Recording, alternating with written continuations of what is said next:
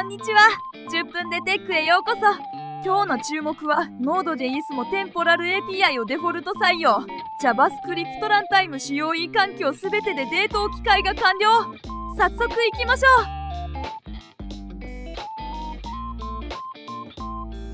う。 Node.js が長年問題視されてきたデータを置き換える新しい日時 API テンポラルをデフォルトで有効化したとパブリックキーが報じる本日トップ級のプログラミング系アップデートになっていますね。 Chrome、Edge、Firefox に続き JavaScript ランタイムの主要4環境すべてでテンポラルが標準採用される歴史的な節目です。テンポラルの中核は3点です。第一にデータはタイムゾーン処理の不備、月が0始まりミューテーション可能など1995年期限の設計負債を多数抱えてきた API で、これを完全置換するのがテンポラルの目的です。第2にテンポラルはナノ秒精度の時刻、アイアナタイムゾーン、歴法差し替えを公式サポートし、ゾーンドデートタイム、インスタントデュレーションなど型分離した API を提供します。第3に Node.js V23 系から JS- テンポラルフラグなしでデフォルト有効になり、デート .now の呪縛から解放される設計です。 JavaScript 開発者全員にとって日時処理のベストプラクティスが構造的に書き換わる節目ですね。新規コードはまずテンポラルを選ぶ前提が業界標準として確立しました。デート由来のバグに苦しんだ経験は誰しもあると感じますね。フラッター案件のサーバ側でも Node.js 採用なら即試したい構成です。モジュラー社が開発する AI 高速化を狙う Python 母艦言語 Mojo がいよいよベータ版に到達したとパブリックキーが報じる本日注目の AI 系プログラミング言語アップデートになっていますね。 Python と完全互換を保ちながら C++ 並みの実行性能を AI ワークロードへ持ち込む新世代言語の節目です。Mojoの中核は3点です。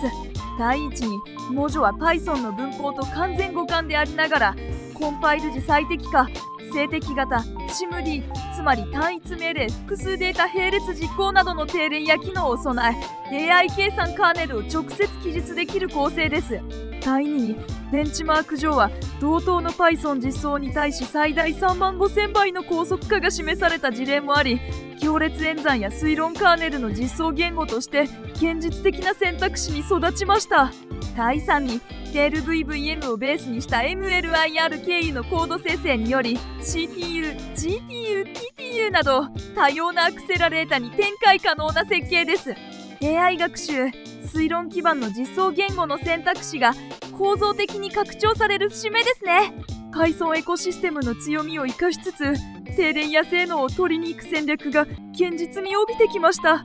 数学的素養があるとMojoの演算最適化思想は直感的に理解しやすいですね。 AI/LLM の自前実装で試したい言語だと感じます。分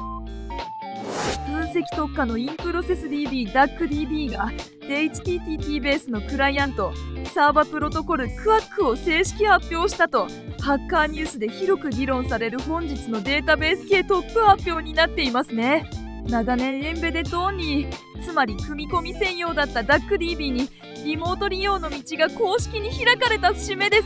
QUAC の中核は3点です。第一に QUAC は HTTP2 ベースの公式プロトコルでクライアントとサーバーを分離し複数クライアントからの同時接続と並行クエリ実行を実現する設計です。第2に複数のライター、つまり書き込みクライアントを許容する MVCC マルチバージョン同時実行制御を備え組み込み DB の単一プロセス制約を構造的に外す構成です。第3に既存の DACDB-SQL 文法とエクステンションは完全互換でローカル組み込み利用とリモート接続利用をコード資産を共有したまま使い分けられる移行に優しい設計です。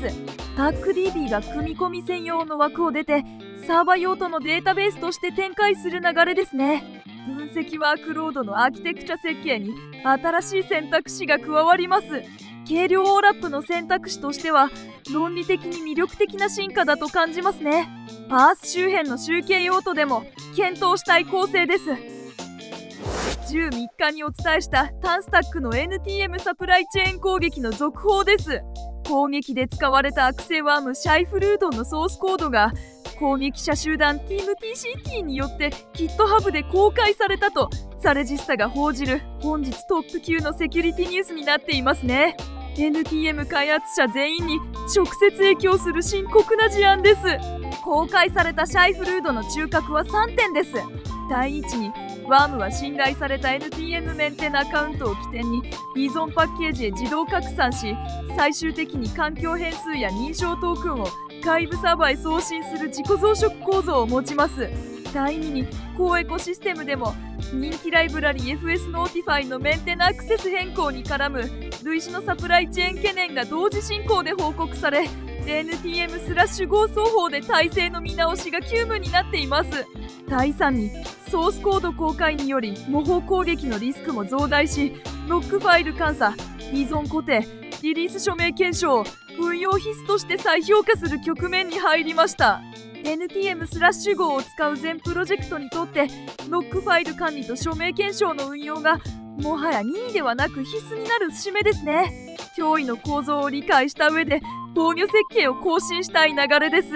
OSS の信頼性を守るには運用側の継続的な検証努力が欠かせないと感じますね。手元の依存も改めて点検したい局面です。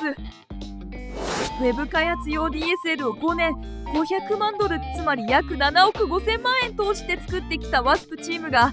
新しい言語を発明したのは間違いだったと公式ブログで振り返り、レディット R プログラミングで353ポイントを集める本日注目の言語設計論考になっていますね。教訓の重みが業界全体に波及する一本です。振り返りの中核は3点です。第一にWASP はリアクト、Node.js、プリズマの組み合わせを宣言的に記述する独自 DSL を提供し、フルスタックアプリ開発の生産性向上を目指していました。第2に5年間で500万ドルを投じた結果、独自言語の学習コスト、エディタ、ツール対応のフルセット整備、ドキュメント整備の全てを単独で抱える負債が想定以上に重かったと総括しています。第3に今後は WASP をタイプスクリプトベースのフレームワークとして再構築し、既存エコシステムに完全に乗る方針へ転換する計画です。新規プログラミング言語や DSL を作る判断は技術的魅力だけでなく、エコシステム維持コストを真正面から評価すべき節目ですね。先人の教訓が業界の意思決定の質を引き上げます。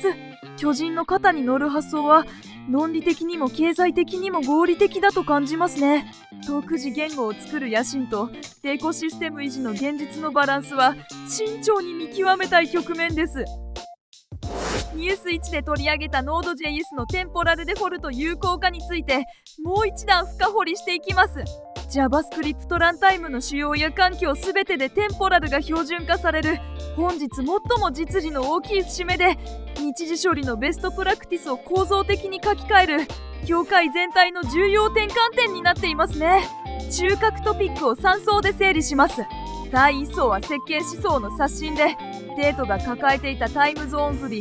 月が0始まりミューテーション可能などの1995年期限の不採用、テンポラルは不変オブジェクトと型分離で根本解決します。インスタントゾーンドデートタイム、プレーンデートデュレーション、つまり時刻、タイムゾーン付き、日付、期間の型が役割を明確に分離します。第2層は精度と歴法対応で、ナノ秒精度とアイアナタイムゾーン、歴法プラグインまで公式サポートします。第3層はランタイム標準化で、Node.js V23 系からフラグなしで有効になり、ブラウザとサーバ双方で同じコードが動く土台が完成しました。押さえておきたいのは、JavaScript の日時処理が Moment.js や DateFNS で補う時代から言語標準で完結する時代へ完全に移行する点ですね。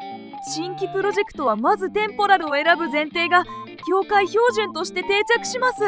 実務経験から見ても、デート由来の障害は本当に多発しがちな領域だと感じますね。週末の手元案件でテンポラルの API を本格的に試したい局面です。